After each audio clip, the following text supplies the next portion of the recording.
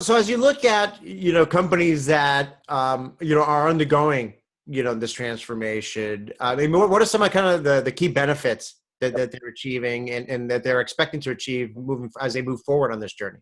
So some are fairly obvious, improved access to capacity, for example. I'll give you a practical example of this. So if you're somebody that's bringing product into, let's say you're bringing product from Asia into the U.S., um, you might be working with a freight forwarder, but maybe it's a brand new freight forwarder that you work with in the U.S. side, and maybe that forwarder has no contacts in Indonesia, and maybe you've just started sourcing from a supplier in Indonesia, and you don't have any contacts over there from a forwarding perspective. So one of the things that a global trade network can bring is trading partners, not just the partners who would necessarily source the product from, but transportation trading partners. So forwarder partners in Indonesia, for example, that are already part of the network that now become an instant means of connecting and doing business to get stuff shipped out of Indonesia across the water into the U.S. So access to capacity, and certainly it also comes into play on the truckload market and all those. But there's some non-traditional ways that capacity can also be enhanced by this true global trade network effect.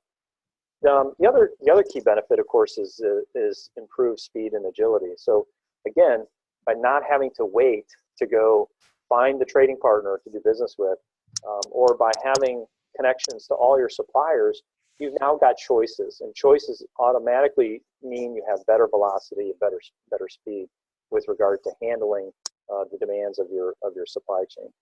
And then the other thing that's a key part of this is a better ability to anticipate and proactively respond to challenges that are either occurring or about to occur in your supply chain.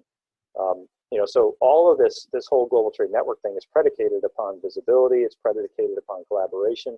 So the minute something occurs in this network that requires action elsewhere, that information is conveyed to the appropriate person right away, and now there's an instant opportunity to react and mitigate that challenge, whatever that happens to be.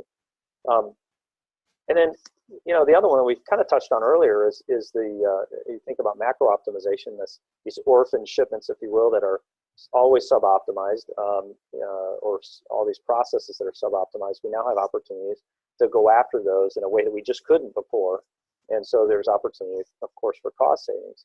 But there's also opportunity for sustainability improvements. So certainly in Europe, this is a really big focus right now. Companies are having to report on their annual reports what their contributions are from a sustainability perspective. And certainly that's not a reality in the US today, but we all, I think, all expect at some point that probably will be.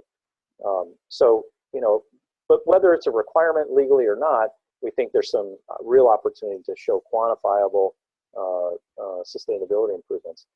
And then probably the last thing, and again, this might be a little less obvious, but something we've touched on.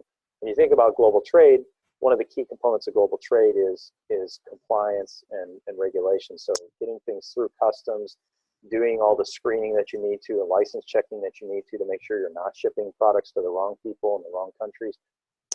All of that translates to frictionless, or at least much less friction in terms of moving through borders.